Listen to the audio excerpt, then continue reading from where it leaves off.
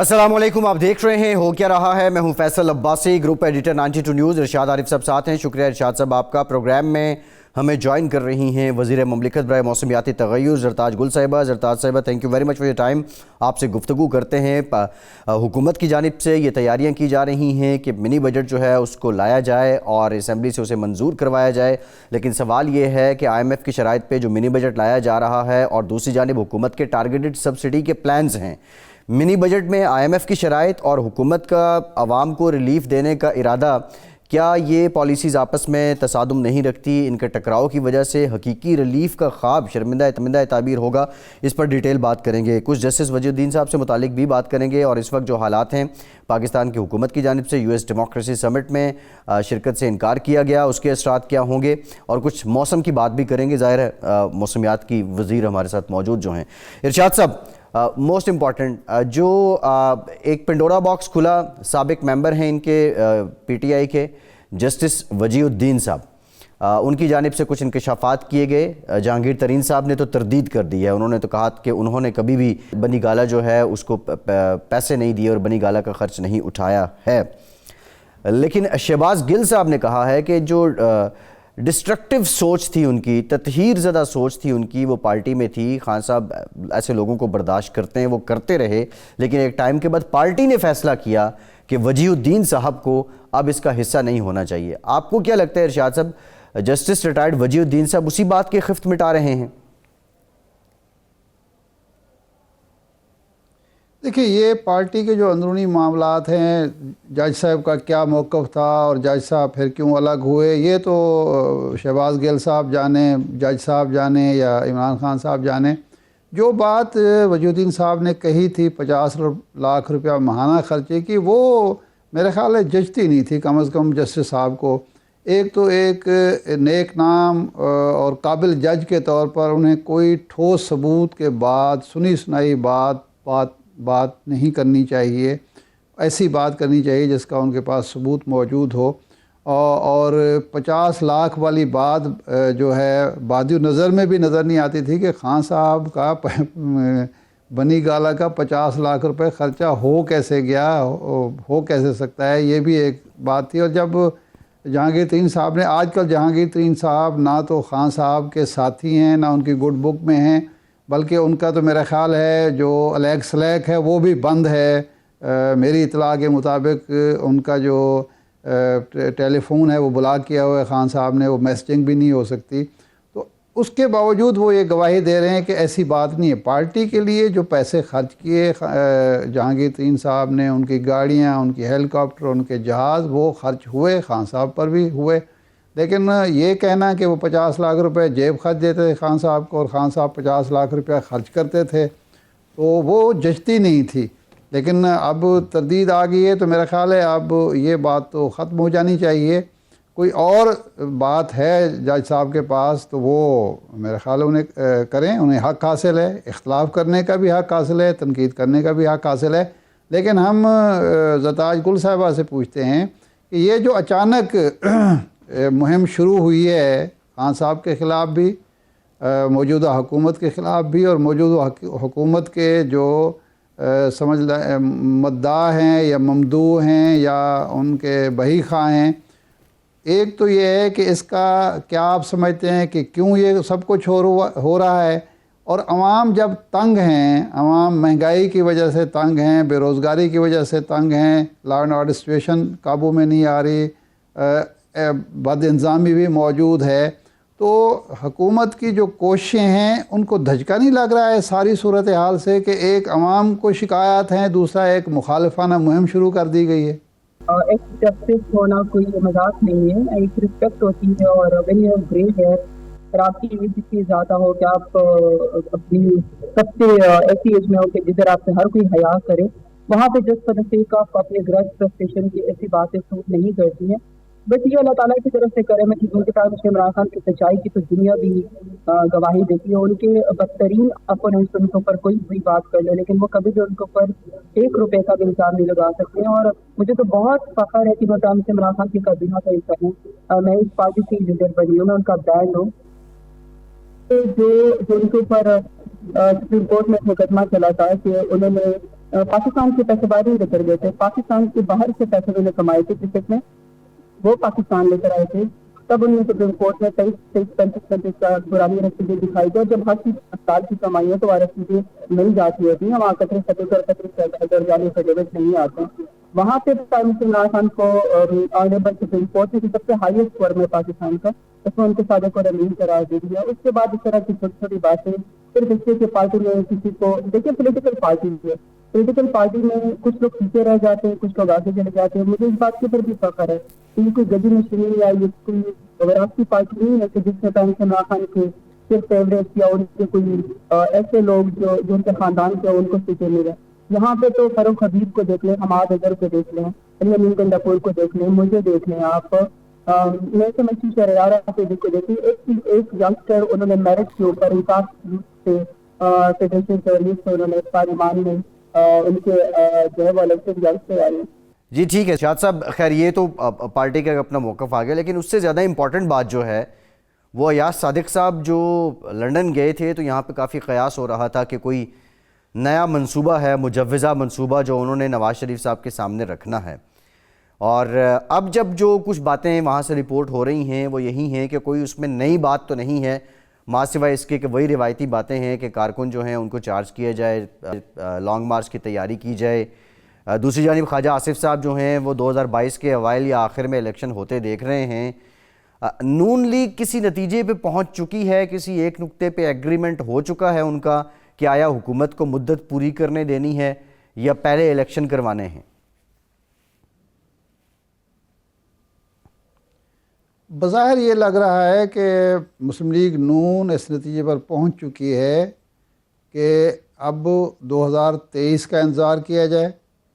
اور دباؤ یہ ڈالا جائے کہ اگلے الیکشن ان کے نقطہ نظر سے فیئر اینڈ فری ہوں، ان کے اطمینان کے مطابق ہوں، ان کو لیول پلینگ فیلڈ ملے، شفاف الیکشن ہوں. اگر وہ اپنے زور بازو پر جیت سکتے ہیں پنجاب میں تو انہیں ان کی جیت کو ہار میں تبدیل نہ کیا جائے، انہیں ان کے امیدواروں کو الیکشن سے پہلے یا الیکشن کے ڈے پر زبردستی ہروا نہ دیا جائے. میرا خیال ہے اس نتیجے پر زرداری صاحب اور پیپلز پارٹی تو پہلے پہنچ چکی تھی، اب مسلم لیگ نون بھی پہنچ چکی ہے. جو افواہیں یہاں اسلام آباد میں کیا سرائیاں ہو رہی ہیں، افواہیں گشت کر رہی ہیں، وہ یہ ہے کہ جو کوشش ہوئی تھی نواز شریف صاحب کے ساتھ کہ وہ تھوڑا سا اپنے موقف میں تبدیلی لائیں اور پارٹی یعنی پارٹی کی طرف سے، پارٹی لیڈرشپ کی طرف سے کہ جی وہ جو یہ کر کے بیٹھے ہوئے ہیں عمران خان کو اور اسٹیبلشمنٹ کو اور فوج کو اور ISI کو ایک ہی طرح ٹریٹ کر رہے ہیں، وہ ٹریٹ نہ کریں اور شہباز شریف صاحب کو راستہ دیں. تو وہ کوششیں اس حد تک تو کامیاب ہوئی ہیں کہ اب شہباز شریف صاحب کو راستہ مل رہا ہے، اور شاہد خاقان عباسی صاحب کا جو بیان ہے وہ خاصا اس لحاظ سے برمحل ہے، برموقع ہے اگر وہ یہ کہتے ہیں کہ ہمارے امیدوار شہباز شریف صاحب ہی ہوں گے. کیونکہ پرویز رشید صاحب ہوں، شاہد خاقان عباسی صاحب ہوں، جاوید لطیف صاحب ہوں اور کچھ لوگ اور جو ہیں وہ اس کیمپ کے سمجھے جاتے تھے جو کہتے تھے کہ جی مریم نواز صاحبہ اور نواز شریف صاحب کے علاوہ تو سیاست ہمیں کرنے کی ضرورت ہی نہیں ہے، اگر ہے تو اسی طرح کرنی ہے، ورنہ پھر شہباز شریف صاحب کے لیے، حمزہ شہباز کے لیے ہمیں کوئی کوشش کرنے کی کیا ضرورت ہے. تو میرا خیال ہے اب وہاں ریئلائزیشن موجود ہے.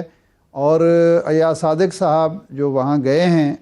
تو انہوں نے تو اس بات کی تو تردید کی تھی کہ میں کوئی ایجنڈا لے کر آئے ہوں. انہوں نے یہ کہا تھا کہ کیجول قسم کی ملاقات ہوگی اور کیجول یہ سارا میرا وزٹ ہے. تو لیکن جو باتیں ہیں لیکن ارشاد صاحب امپورٹنٹ سوال یہ ہے کہ اگر شہباز شریف صاحب کو راستہ مل گیا ہے، اگر شہباز شریف صاحب کو راستہ مل گیا ہے تو وہ غیر مشروط راستہ ملا ہے، یا اس سے پہلے جو ایک اور اٹیمپٹ نون لیگ کی لگتی تھی کہ کسی طرح مریم نواز صاحبہ پہ جو کنوکشن ہے وہ ختم ہو جائے اور وہ پھر سے الیکشن لڑنے کی اہل ہو جائیں. تو کہ یہ شک بھی اس میں شامل ہے کہ مریم نواز اگر اہل ہو جاتی ہیں، ان کے اوپر جو کنوکشن ہے وہ ختم ہو جاتی ہے، تو پھر وہی لیڈ کریں گی اور شہباز شریف صاحب ثانوی ہو جائیں گے؟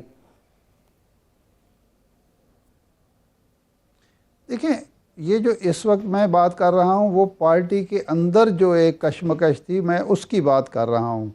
اور اس کشمکش میں یہ ریئلائزیشن ہوئی ہے کہ یہ ایک لمبا پروسیس ہے قانونی. اگر مریم نواز صاحبہ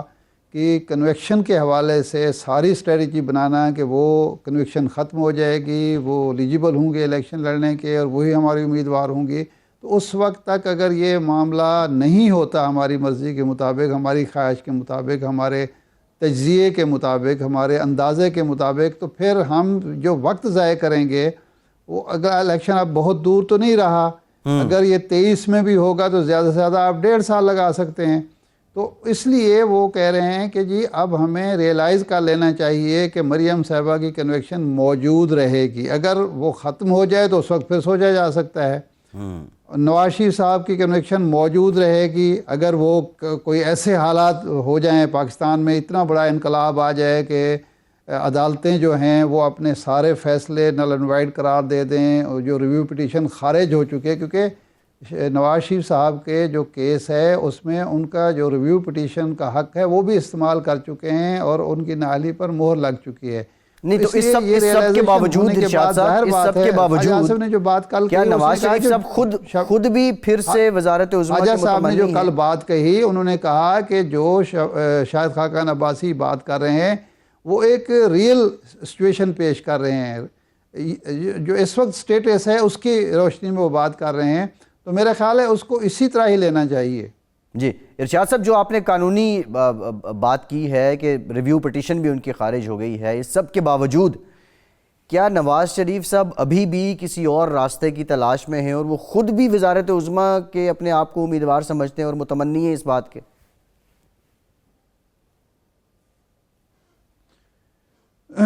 دیکھیے وہ کہتے ہیں چھٹتی نہیں ہے یہ کافر منہ کو لگی ہوئی. یہ ایک دفعہ اقتدار کا مزہ جو ہے، اقتدار کا نشہ چڑھ جائے تو وہ اتنی جلدی پھر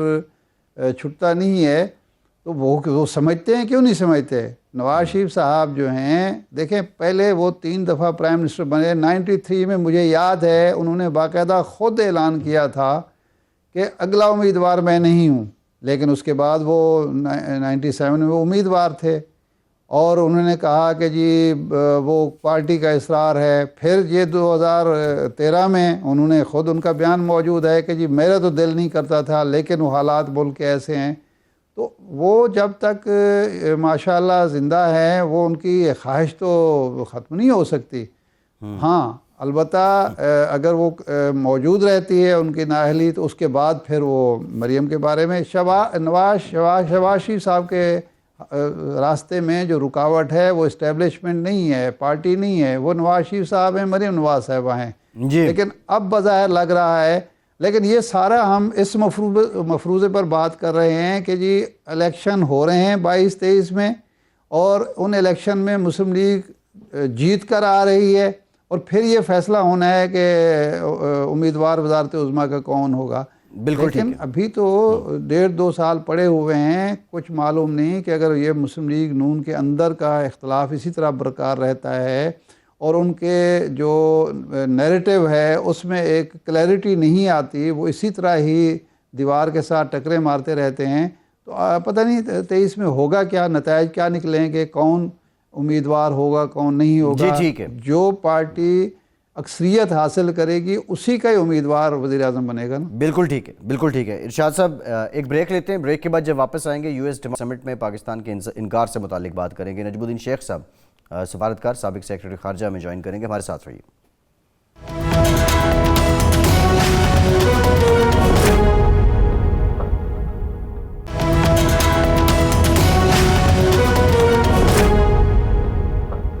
بریک کے بعد ایک بار پھر سے آپ کو خوش آمدید کہیں گے. ہمیں جوائن کیا ہے نجم الدین شیخ صاحب نے. آپ سفارتکار ہیں، سابق سفیر رہے ہیں امریکہ میں، اس کے ساتھ ساتھ سابق سیکرٹری خارجہ بھی ہیں،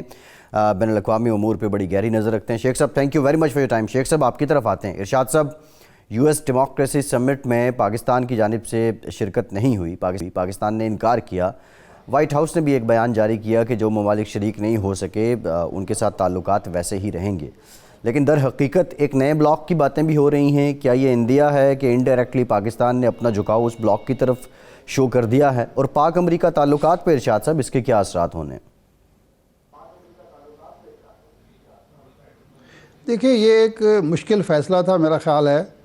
کیونکہ ہم روایتی طور پر امریکہ کے حلیف بھی رہے ہیں، امریکہ کے ساتھ ہمارا تعاون ہر شعبے میں رہا ہے، امریکہ سے ہم نے مفادات لیے ہیں اور امریکی مفادات کا تحفظ بھی کیا ہے، لیکن اس وقت ہماری جو مقتدرہ ہے، اسٹیبلشمنٹ ہے، حکومت ہے، ادارے ہیں، ریاست ہے، میرا خیال ہے طے کر چکی ہے کہ ہمارا پرنسپل اسٹریٹجک پارٹنر چین ہے، امریکہ نہیں ہے، کیونکہ امریکہ کا جھکاؤ بھارت کی طرف کسی سے ڈھکا چھپا نہیں ہے، اور افغانستان کے ایشو پر جو ہم نے فیسلیٹیٹ کیا، جس انداز میں ہم نے مدد کی امریکہ کی، جواباً اس خیر سگالی کا مظاہرہ امریکہ کی طرف سے نہیں ہو رہا۔ تو ایک مشکل فیصلہ تھا، یا تو ہم امریکہ کو خوش کرتے، اور چین کے حوالے سے آج کل ان دنوں میں پچھلے 1-1.5 سال سے امریکہ کا جو امریکہ کی جو پالیسی نظر آ رہی ہے، تائیوان کو جس طرح سے وہاں مدعو کیا گیا ہے، چین کو مدعو نہیں کیا گیا، روس کو مدعو نہیں کیا گیا، تو یا تو ہم وہاں کھڑے رہتے جہاں پہلے تھے، یا پھر ہم فیصلہ کرتے جس طرح 1964 میں ہم نے فیصلہ کیا چین کے حوالے سے، اس سے پہلے ہم نے چین کے حوالے سے 1-2 مواقع پر فیصلہ کیا، تو اسی طرح کا ہم نے فیصلہ کیا ہے میرا خیال۔ اب دیکھیں اس کے کیا نتائج نکلتے ہیں۔ امریکہ کے بارے میں کہا جاتا ہے کہ وہ ہاتھی کی طرح کا انتقامی ذہن رکھتا ہے، لیکن نجم الدین شیخ صاحب سے ہم پوچھ لیتے ہیں، کیونکہ ان دنوں یہ فیصلہ ہوا ہے جب عمران خان صاحب کھل کر یہ کہہ رہے ہیں کہ اگلی جو صف بندی ہو رہی ہے ہم کسی بلاک کا حصہ نہیں بنیں گے، تو شیخ صاحب یہ ہم نے ایک بلاک کو چنا ہے یا یہ ایک وقتی پالیسی ہے اور آئندہ ہمارے تعلقات امریکہ کے ساتھ ویسے ہی رہیں گے جیسے ماضی میں تھے؟ دیکھیے، اس میں آپ نے بالکل صحیح کہا کہ ہم نے چین کے ساتھ اپنا ساتھ دکھایا ہے، اور اس کا چین نے اعتراف کیا، کیونکہ ان کے جو وزارت خارجہ کے اسپوکس پرسن تھے، انہوں نے پاکستان کو اس فیصلے کو سراہتے ہوئے کہا کہ چین کا آئین برادر ہے پاکستان۔ تو یہ واضح ہے کہ ہم نے چین کے لیے، اگر چین کے کہنے پہ نہیں تو چین کے لیے ہم نے یہ فیصلہ کیا کہ ہم اس سمٹ میں حصہ نہیں لیں گے، لیکن اس کے ساتھ ساتھ یہ بھی واضح ہے کہ ہم امریکہ کے ساتھ رشتہ صحیح چاہتے ہیں، اور اس کے لیے اقتصادی وجوہات بھی ہیں، اور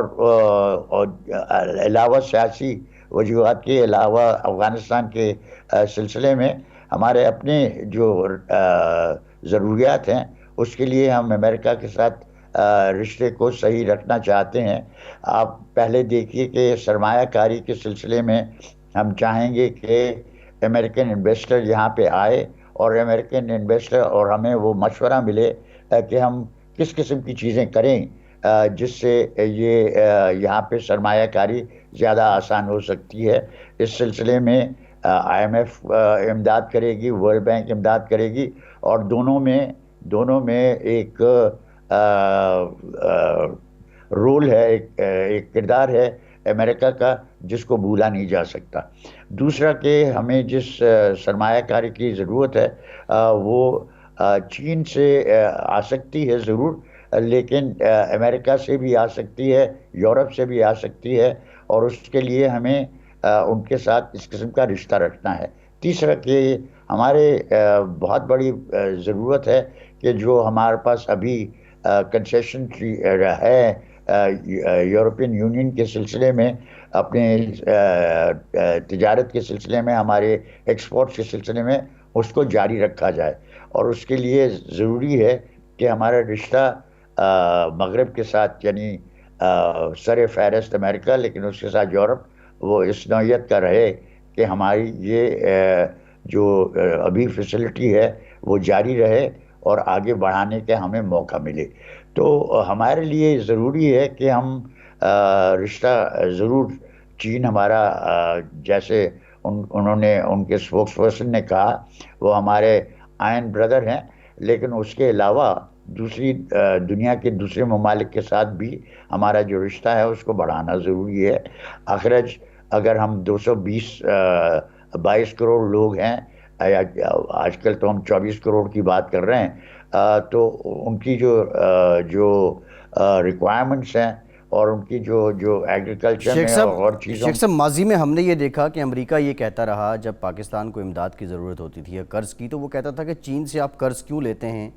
آپ ہم سے گرانٹس کیوں نہیں لیتے، لیکن چین کی جانب سے اس طرح کی کوئی ڈیمانڈ جو ہے وہ کبھی سننے کو نہیں ملی۔ اب یہ جو فیصلہ ہوا، آپ سمجھتے ہیں اس میں چین کی کسی حد تک ڈیمانڈ بھی تھی کہ پاکستان جو ہے وہ نہیں جا رہا یو ایس ڈیموکریسی سمٹ میں؟ اور دوسرا، آپ نے آسائشوں اور سہولتوں کا ذکر تو کیا، لیکن جو چیلنجز ہیں ایف اے ٹی ایف کا جو معاملہ ہے، اگر پاکستان جو ہے وہ توازن برقرار نہیں رکھ سکتا اور کسی ایک جانب جھکاؤ کا اظہار کر دیتا ہے، تو پھر ان ایف اے ٹی ایف جیسے معاملات کا مستقبل کیا ہوگا؟ دیکھیے، اس میں ہم چاہتے ہیں کہ اس کو ہم سیاسی رنگ دیں، اور اس میں سیاسی پہلو ہیں، میں مانتا ہوں، لیکن پہلی چیز یہ ہے کہ جو ایف اے ٹی ایف کی جو ریکوائرمنٹس ہے، جو اینٹی منی لانڈرنگ لاز ہیں، جو آپ کے پاس فائنینسنگ ٹیررزم کے لاز ہیں، ان کو آپ پکا کریں اور اس میں کنوکشنز کریں۔ دیکھیے، یہ کہنا ہے کہ صاحب ہمارے پاس دنیا ہمارے ساتھ یہ زیادتی کر رہی ہے کہ وہ ہم پہ یہ لاگو کر رہی ہے، جبکہ ہم نے اتنے شرائط پورے کر دیے ہیں، کچھ تھوڑے سے رہتے ہیں، اس میں ہمیں یہاں پہ رکھنے کی ضرورت نہیں ہے، یہ کہنا ہماری طرف سے غلط ہے، کیونکہ ہمیں پتہ ہے کہ سیاسی ماحول جو ہے وہ ہمارے لیے بالکل جتنا فیوریبل ہونا چاہیے اتنا نہیں ہے، اور اس کی وجہ سے یہ ضروری ہے کہ جو شرائط ہیں جو ہم پہچانتے ہیں، جو کہ ٹیکنیکل ریکوائرمنٹس ہیں، ان کو ہم پورا کریں۔ ہمارے ہاں اگر کوئی کنوکشنز نہیں ہو رہی ایف ای ٹی ایف اس منی لانڈرنگ کے سلسلے میں، اگر منی لانڈرنگ کے سلسلے میں اور فائنینسنگ ٹیررزم کے سلسلے میں ہمارے ہاں کنوکشنز نہیں ہوئی ہیں، تو ہم دنیا کے ساتھ اس پہ بحث کرنے کی صلاحیت ہماری کم ہو جاتی ہے۔ تو ہمیں پہلے دیکھنا ہے کہ اپنے گریبان میں جان کے دیکھنا ہے کہ کیا جو چیزیں ہمیں کرنی چاہیے تھی اور جو ہمارے اپنے مفاد میں ہیں وہ ہم کر رہے ہیں، یا کسی وجہ سے ان پہ ہماری طرف سے پوری توجہ نہیں دی جا رہی۔ شیخ صاحب، جو صورتحال ہے اس وقت خاص طور پر افغانستان کے حوالے سے، انڈیا کے حوالے سے، اگر کوئی ایک ایسی سٹیج آ جاتی ہے امریکہ کی طرف سے یا چائنا کی طرف سے کہ جی یا تو آپ ہمارے ساتھ کھڑے ہوں یا دوسرے بلاک میں جائیں، جو بظاہر نظر بھی آ رہا ہے، تو کیا ہم اس پوزیشن میں ہیں کہ ہم باقاعدہ ایک کلیئر کٹ پوزیشن لے سکیں کہ ہم جی چین کے ساتھ کھڑے ہو رہے ہیں اور پھر ان پابندیوں کا یا ان مشکلات کا سامنا کر سکیں جو ہمیں دوسرے بلاک کی طرف سے پیش آ سکتی ہیں؟ اس پوزیشن میں ہم سیاسی سطح پر، ہم مالیاتی سطح پر اور معاشی سطح پر اور عسکری سطح پر اس قابل ہیں؟ نہیں، دیکھیے، یہ سوال حقیقت پہ مبنی نہیں ہے۔ کوئی آپ کو اس قسم کی چوائس نہیں دے گا کہ یا آپ ادھر آئیں یا آپ ادھر آئیں۔ اس وقت امریکہ کو ضرورت ہے، امریکہ کو پتہ ہے افغانستان میں جو صورتحال پیدا ہوئی ہے اس میں پاکستان کی امداد پاکستان کے بغیر وہاں پہ کوئی چیز کی نہیں جا سکتی جس سے وہاں پہ ایک بڑی کلیمٹی نہ آئے، بڑا قہر نہ آئے، اور اس کی جوابداری امریکہ چاہتا ہے کہ ان پہ نہ پڑے، دنیا ان کو نہ ٹھہرائے جوابدار کہ افغانستان میں 92 یا 96% لوگ جو ہیں وہ بھوک سے مر رہے ہیں، اور اس کی جوابداری امریکہ پہ پڑی۔ وہ امریکہ نہیں چاہتا۔ امریکہ کو بھی اپنی امیج کا بھی خیال ہے، اور اس کے لیے وہ آپ کے ساتھ چاہیں گے کہ تعاون ہو، کہ آپ کے ذریعے یا آپ کے ساتھ مل کے وہ افغانستان میں کچھ سدھارا لانے کی کوشش کریں، اور آپ کے ساتھ مل کے شاید یہ بھی کریں کہ یونائٹڈ نیشنز افغانستان مشن جو ہے، یوناما جو ہے، اس کے لیے کوئی راستہ بنایا جائے کہ اس وقت جو صورتحال ہے افغانستان میں، وہ افغانستان کے لوگوں کو بچانے کے لیے ان کو جوابداری سونپی جائے۔ یہ میرا کہنا ہے، اوروں کا کہنا نہیں ہے کہ ابھی طالبان سے کہا جائے کہ صاحب آپ کچھ دن کے لیے صرف آبزرورز رہیے، صرف سپروائزرز رہیے، اور جو دیکھ بھال ہے وہ یوناما کو کرنے دیں، اور وہ اپنے پڑوسی ممالک سے، ازبکستان سے، کرغزستان سے، پاکستان سے ماہر جمع کر کے اور حکومت چلانے کی صلاحیت پیدا کریں، اور جب تک کہ وہ پیدا ہوتی ہے تب تک طالبان ایک طرف کھڑے ہو کے اور ان کو آگے بڑھنے دیں. طالبان نے کچھ چیزیں کی ہیں جو کہ صحیح ہیں, لیکن ابھی بھی وہ دنیا کی جو ڈیمانڈز ہیں اس پہ وہ پورے نہیں اتر رہے, اور ان کے لیے بہت مشکل ہے کہ اتریں. لیکن یہ میری نظر میں یہ ان کے لیے حل اچھا ہے کہ اس وقت ہم گورننس نہیں کریں گے, ہم گورننس کو سپروائز کریں گے. اب اس طرف چلیں گے تو میں سمجھتا ہوں کہ افغانستان کے مسئلے کو حل کرنے کے لیے کچھ آگے بڑھیں گے. لیکن اس وقت تو ہمیں اس پہ فوکس کرنا ہے کہ ہم نے OIC شیخ کی صاحب میٹنگ. اس وقت جو صورتحال ہے کہ ایک تو اس کے افغانستان کے شیخ صاحب فنڈز جو ہیں وہ منجمد کیے ہوئے ہیں, فریز کیے ہوئے ہیں امریکہ نے $9 ارب. دوسرا پابندیاں بھی برقرار ہیں جو UNO کی تھیں کچھ, اور جس کی وجہ سے جو سب سے بڑا مسئلہ پیش آ رہا ہے وہ کیش فلو کا پیش آ رہا ہے کہ بینکس وہاں کام نہیں کر رہے اور بینک ٹرانزیکشن ہو نہیں رہی ہیں. اگر تھوڑی سی خوراک پہنچ بھی جائے, ادویات بھی پہنچ جائیں, لیکن اگر تنخواہیں نہیں ملتی, معاشی جو سرگرمیاں جاری نہیں ہوتی, تو کیا اس صورت میں افغانستان سروائیو کر سکتا ہے؟ اور امریکہ اس طریقے سے ہمارے ہاتھ نہیں مروڑ رہا, بازو نہیں مروڑ رہا؟ دیکھیے آپ بالکل صحیح کہہ رہے ہیں کہ یہی تو مسئلے ہیں جن کا اقوام متحدہ نے واضح طور پہ نہ صرف اقرار کیا ہے لیکن ڈیمانڈ کیا ہے کہ اس میں تبدیلیاں لائے جائیں, اور کسی طرح ابھی بینکنگ چینلز کو ریوائیو کیا جائے. امریکہ سے کہا ہے کہ جو بھی آپ سینکشنز لگاتے ہیں بینکنگ پہ وہ ہٹائیے, کہ جو وہاں پہ پیسے پہنچ سکیں اور وہاں پہ بینکوں کو پھر سے ریوائیو کیا جا سکتا ہے. اس وقت صورتحال یہ ہے کہ افغان جن کے پاس پیسے ہیں بینک میں, وہ بینک میں سے پیسے نکال نہیں سکتے کیونکہ بینک کے پاس پیسے دینے کو نہیں. تو یہ چیزیں ہیں اور یہ بہت بڑے مسئلے. اس میں ان مسئلوں میں پہلے میں جو OIC کا ذکر کر رہا تھا وہ اس لیے کر رہا تھا کیونکہ OIC کی جب یہ میٹنگ ہوگی تو آپ نے نمائندے باقی جو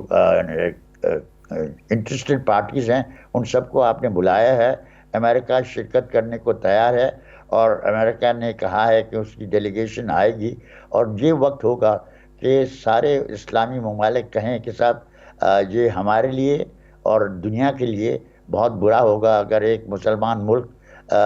کے ساتھ اس قسم کی زیادتی ہو. اور مجھے امید ہے کہ اس کانفرنس میں سے کچھ ایسی چیزیں نکلیں گی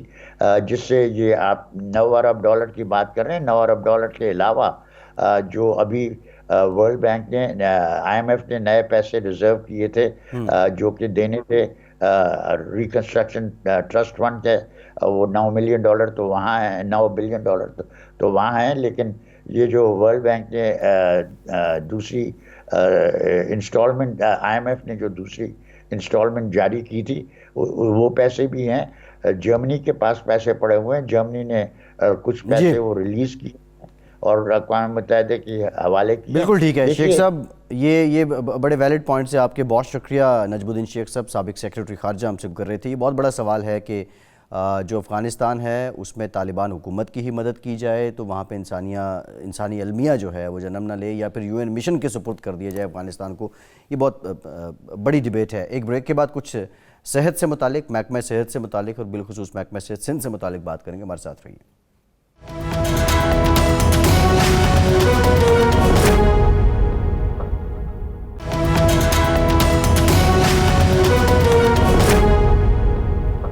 بریک کے بعد ایک بار پھر سے آپ کا خیر مقدم کرتے ہیں. ہمیں جوائن کیا ہے ڈاکٹر کیسر سجاد صاحب نے, سیکریٹری جنرل ہیں پاکستان میڈیکل ایسوسی ایشن کے. ڈاکٹر صاحب thank you very much for time. Doctor صاحب آپ کی طرف آتے ہیں. ارشاد صاحب آج جو معاملہ ہے, جو مدعا ہے ڈاکٹر صاحب کو بلانے کے لیے, وہ یہ ہے کہ جو وزیر صحت ہیں سندھ کی عذرا پچیہو صاحبہ, ان کی جانب سے یقین دہانی کروائی گئی انسٹیٹیوشنز کو کہ آپ جو میڈیکل کے اسٹوڈنٹس ہیں, پہلے جو ان کا میرٹ تھا وہ 65% مارکس تھے ان لوگوں کے لیے جنہوں نے انٹرمیڈیٹ میں 65% مارکس لیے ہوں, لیکن اب ان کو 50% کر دیا گیا ہے. ہم نے بارہا رابطہ کرنے کی کوشش کی عذرا پچیہو صاحبہ سے بھی کہ وہ اپنا موقف دیں. جو قاسم سومرو صاحب ہیں, سراج قاسم سومرو صاحب جو پارلیمانی سیکریٹری بصحت ہیں, ان سے بھی بات کرنے کی کوشش کی لیکن انہوں نے موقف نہیں دیا. ڈاکٹر صاحب آپ کی طرف آتے ہیں, لیکن ارشاد صاحب میرٹ اگر گرا دیا جائے تو جو قابلیت اور استعداد ہوگی ڈاکٹرز کی وہ بھی کیا اوپر جائے گی یا وہ بھی گرے گی؟ یہ بظاہر ناقابل فہم ہے، یا تو میڈیکل کالج اتنا زیادہ ہو گئے ہیں سندھ میں کہ میرٹ گرانا پڑ رہا ہے کہ طالب علم داخلے کے لیے دستیاب ہی نہیں ہے، یا یہ ہے کہ اتنا زیادہ جو بورڈز ہیں امتحان لینے والے انہوں نے اتنا سخت کرائٹیریا کیا ہے کہ اب مطلوبہ معیار تک پہنچنا مشکل کر دیا گیا ہے۔ اگر یہ دونوں باتیں نہیں ہیں تو ظاہر بات ہے اگر آپ میرٹ گرائیں گے تو صلاحیت کار گرے گی، اہلیت گرے گی، کمپرومائز ہوگا، اور پھر ایک طب جیسے شعبے میں جن لوگوں نے ڈاکٹر بننا ہے، لوگوں کی جان سے کھیلنا ہے، صحت سے کھیلنا ہے، ان کو تو معیار بڑھنا چاہیے داخلے کا، زیادہ سے زیادہ میرٹ بڑھانا چاہیے، نہ کہ کم کرنا چاہیے۔ نتیجہ یہ ہوگا کہ جیسے تیسے لوگ وہ امتحان پاس کر کے، ٹیسٹ پاس کر کے پہنچ جائیں گے، اور اس کے بعد پھر آپ کا معیار تعلیم بھی گرے گا، معیار صحت بھی گرے گا، اور نتیجے میں عوام کو تکلیف بھی ہوگی۔ میرا خیال ہے ڈاکٹر کیسر سراج صاحب موجود ہیں، یہ انڈیپینڈنٹلی ایک رائے دے سکتے ہیں کہ اس میرٹ گرانے سے کیا فوائد ہوں گے حکومت کو یا عوام کو یا میڈیکل کالجوں کو، اور کیا نقصانات ہو سکتے ہیں صحت شعبے کو۔ میرا خیال ہے ڈاکٹر صاحب ہمیں تفصیل سے بتا سکتے ہیں۔ بہت شکریہ آپ کا۔ میں سمجھتا ہوں کہ بہت امپورٹنٹ ایشو پہ آپ بات کر رہے ہیں، اور میڈیکل ایجوکیشن ہمارے ملک میں بہت زیادہ ڈیٹیریٹ کر گئی ہے، اور یہ جو آپ نے بات کی ہم ٹوٹلی ایگری کرتے ہیں کہ اگر آپ پرسنٹیج نیچے گراتے ہیں تو یقیناً آپ آگے چل کے پھر اور مزید پرسنٹیج گرائیں گے، یا اپنے 50 پہ ایڈمیشن کر رہے ہیں، پھر آگے آپ 33 مارکس پاسنگ مارک پہ پھر آپ اس پہ ایڈمیشن کریں گے، تو یہ یقیناً وہ لڑکے بھی آئیں گے جنہوں نے ویسے بھی ہمارا معیار جو ہے تعلیمی معیار بہت زیادہ گر چکا ہے، میٹرک اور انٹر کا بہت زیادہ، لیکن ہمیں اس کو بجائے امپروو کرنے کے ہمیں گرانا نہیں چاہیے۔ لیکن یہ ساری باتوں کے باوجود ایک جو بہت امپورٹنٹ بات ہے وہ یہ ہے کہ دیکھیں یہ ساری کچھ جو ہے وہ پاکستان میڈیکل کمیشن اور سندھ گورنمنٹ کے درمیان کا یہ اختلاف ہے، جس کی وجہ سے ہم جو ہے یہاں صحت کے سسٹم کو خراب کریں گے، اور میڈیکل کی تعلیم جو ہے وہ خراب ہوگی۔ اس کی وجہ یہ ہے کہ ہم بارہا کہتے رہے ہیں کہ دیکھیں کوئی بھی قانون، اب Pakistan medical and dental council کو ختم کر کے پی ایم سی بنا دی گئی، تو ٹھیک ہے، لیکن پی ایم سی بنانے سے پہلے اچھی طرح سے مشاورت کر لیتے، جو بھی یہ جو قانون بنایا گیا اس کا ایک پائلٹ پروجیکٹ بناتے، جس طرح سے اور ملکوں میں ہوا ہے، کوئی بھی قانون لاتے ہیں اس کو 4 سال 5 سال کے لیے اس کو اپلوڈ کرتے ہیں۔ طب کے شعبے پہ تو بہت سے پہلو ایسے ہیں جن پہ ہم ڈیبیٹ کر سکتے ہیں، لیکن اگر اس معاملے پہ اسپیسیفکلی دیکھا جائے، پی ایم سی کی جو ریکمنڈیشنز ہیں دیٹ از 65%، پہلے سندھ میں بھی 65% ہی تھا، اب اس کو 50% کر دیا گیا ہے۔ لیکن سوال یہ ہے، یہ ادارہ جاتی معاملات، تضاد، تناؤ، یہ تو چل رہا ہے، لیکن جو اب ڈاکٹر نکلیں گے اس کے بعد، یہ کس کو نوازنے کی کس کو کوشش کی جا رہی ہے، اور جو ڈاکٹر اس کے بعد نکلیں گے اس میرٹ پہ، وہ ان کی قابلیت پہ تو سوال اٹھے گا نا۔ تو یہ آپ سمجھتے ہیں کہ یہ وقتی نوازش سے مستقبل جو ہے اس کو نقصان دیا جا رہا ہے؟ نہیں، آپ کی بات سے بالکل میں نے پہلے بھی ایگری کیا ہے اور ابھی بھی ایگری کرتا ہوں کہ جو آپ کہہ رہے ہیں، لیکن میرا پوائنٹ یہ ہے کہ دیکھیں ہم صرف اس بات کو نہ نوٹ کریں، ہم اس بات کو بھی نوٹ کریں کہ یہ دن ہو کیوں رہا ہے، یہ کیوں کیا جا رہا ہے۔ یہ کیا ہے جو ہم نے جو ہمیں اپنی معلومات ہے جو ہم دیکھ رہے ہیں وہ یہی ہے کہ جی پی ایم سی نے جو ایم ڈی کیٹ کا ایگزام لیا، وہ اس پہ ان کو شکایت یہ ہوئی کہ صاحب وہ سلیبس کے بغیر آیا، بہت سے لوگ فیل ہو گئے، اور میڈیکل کالج جو سندھ کے میڈیکل کالجز میں ایڈمیشن جو ایلوکیٹڈ سیٹس ہیں اس سے بہت کم ہوا ہے، تو یہ ڈاکٹروں کی کمی ہو جائے گی as per the health minister صاحبہ، جو کہ سندھ کی جو ہیلتھ منسٹر صاحبہ عذرا پیچوہے نے کہا ہے۔ اور میں سمجھتا ہوں کہ یہ بات درست بھی ہے کہ جب آپ نے میڈیکل کالج کو کھولنا ہی نہیں چاہیے تھا، لیکن جب آپ میڈیکل کالج کھلا ہے تو اس میں آپ نے سیٹ بھی ایلوکیٹ کر دی ہے، 100 سیٹیں، 150 سیٹیں ہیں، تو اس کو تو ظاہر ہے جو میڈیکل کالج کے لوگ ہیں، جو آنرز ہیں، جو کہ چلانے والے ہیں، وہ تو یہی چاہیں گے کہ اس کو آکوپائی کیا جائے۔ اب جب وہ اس کا سسٹم 65% پی ایم سی نے رکھ دیا تو یقیناً وہ بہت سے لوگ نہیں آ سکے سندھ میں، باقی جگہوں پہ پنجاب میں اور جگہوں پہ تو آگے بلوچستان اور سندھ میں یہ پرابلم ہوئی، تو حکومت سندھ نے یہ طریقہ اختیار کیا. اور ہم نے پہلے بھی کہا ہے کہ اگر پی ایم سی جو ہے یہ سب کو ملا کر، میں نے پہلے بھی یہ بات کی ہے کہ اسٹیک ہولڈرز کو بھی ساتھ رکھیں، پروونشل گورنمنٹ کو بھی ساتھ رکھیں اور ایک مشاورت سے ایک چیز بنائیں، تو میں سمجھتا ہوں کہ وہ زیادہ اچھا رہے گا. ورنہ ابھی دیکھیں کہ سندھ گورنمنٹ نے ایک اپنا میڈیکل کونسل بنانا شروع کر دیا ہے. وہ کہہ رہے ہیں کہ ہم اپنے میڈیکل کونسل سے رجسٹرڈ کروائیں گے، Pakistan Sindh medical and dental council کریں گے. تو یہ چیزیں صحیح نہیں ہیں. ملک میں ہونا تو یہی چاہیے کہ ایک جو ہے، لوگ کہہ رہے ہیں کہ یہ بات درست ہے کہ ایک کونسل ہونی چاہیے یا ایک کمیشن ہونا چاہیے، لیکن یہ چیز کہ صوبائی لیول پہ، پروونشل لیول پہ کونسل کا کھل جانا اور پھر اس طرح کے فیصلے پھر ظاہر ہے وہ کیے جائیں گے. تو باٹم لائن یہی ہے، میں سمجھتا ہوں کہ پی ایم سی کے پہلے بھی میں بات کر چکا ہوں کہ ایک کنسنسس ڈیولپ کیا جائے کہ صاحب یہ کیا بات ہے، اس طرح سے تو نہیں ہونا چاہیے. اب آج 50% ہے، کل کو کوئی صوبائی حکومت جو ہے وہ لے کے 40% کر دے گی، تو یقیناً یہ معیار گرے گا، یہ معیار کوئی اچھا تو نہیں رہے گا. ہونا یہی چاہیے کہ ابھی بھی جو ہمارے میں نے نوٹ کیا ہے کہ جو پبلک سیکٹر کالجز ہیں، یعنی کہ جو گورنمنٹ کے کالج ہیں، وہ ابھی بھی بہت اچھے، جو ابھی این ایل ای کا رزلٹ دیا ہے انہوں نے، جو پی ایم سی نے، پاکستان میڈیکل کمیشن نے ابھی کل جو رزلٹ دیا ہے، اس سے تو ظاہر یہی ہوتا ہے کہ جو گورنمنٹ کے جو کالجز ہیں اس میں اچھے پرسنٹیج جو ہے گورنمنٹ کے بچوں نے لیا ہے. تو کہنا میرا یہی ہے کہ یہ کنسنسس ڈیولپ کرے. میڈیکل ایجوکیشن ہمارے یہاں دن بدن ڈیٹوریٹ ہوتی چلی جا رہی ہے. آپ کو پراپر طریقے سے کنسنسس ڈیولپ کر کے میڈیکل کالجز کی انسپیکشنز کرنے ہوں گے. آپ کو میڈیکل کالجز کی ڈاکٹر صاحب آپ کا مطلب یہ ہے، ڈاکٹر صاحب آپ یہ فرما رہے ہیں کہ پی ایم سی نے یہ جو حالیہ امتحان لیا اور جس سے پنجاب میں بھی بہت شکایات ہوئیں کہ پہلے کہا گیا، ان سے فیس لی گئی کہ جی آپ کو ہم موقع دیں گے، ریہرسل کرائیں گے، پھر ریہرسل کرائے بغیر جو ریہرسل کے لیے بچے بلائے گئے تھے ان سے کہا کہ یہی آپ کا فائنل ایگزام ہے، اور اس کے نتیجے میں بچے ہارٹ بھی ہوئے یا مظاہرے بھی ہوئے. تو آپ کہنا یہ چاہتے ہیں کہ ایک تو پی ایم سی کو اپنا ڈھانچہ درست کرنا چاہیے، اپنا سسٹم درست کرنا چاہیے، صوبوں کے اعتماد میں لینا چاہیے، اور دوسرا یہ ہے کہ آپ اس بات سے متفق کرتے ہیں کہ میرٹ کسی صورت گرانا نہیں چاہیے، اتفاق کرتے ہیں اس سے؟ بالکل عارف بھائی، آپ بالکل صحیح کہہ رہے ہیں. ہم یہی چاہتے ہیں. پاکستان میڈیکل ایسوسی ایشن جب پی ایم ڈی سی تھی، جب Pakistan medical and dental council تھا، اس وقت بھی ہم یہی بات کر رہے تھے کہ اس ادارے کو ایک ٹرانسپیرنٹ، انڈیپینڈنٹ اور آٹونومس باڈی ہونی چاہیے جو اپنے فیصلے خود کرے اور میرٹ کی بنیاد پہ کرے. ہمارے ملک میں میرٹ کا تو کہیں پر بھی کوئی ذکر ہی نہیں ہے. ہر چیز جو ہے وہ وداؤٹ میرٹ ہوتی ہے، جس کی وجہ سے ہم ڈیٹوریٹ کرتے چلے جا رہے ہیں. اور دیکھیے، جو ہم بار بار پی ایم سی کے اوپر اعتراض کر رہے تھے، پی ایم سی نے وہی کیا کہ جو ایم ڈی کیٹ کے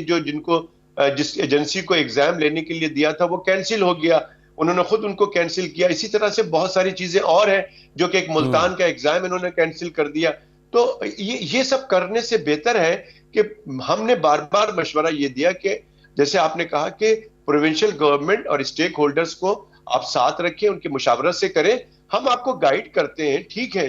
جو بھی پرابلم ہوگی اس کو سالو کریں گے. لیکن پوائنٹ یہ ہونا چاہیے کہ میڈیکل ایجوکیشن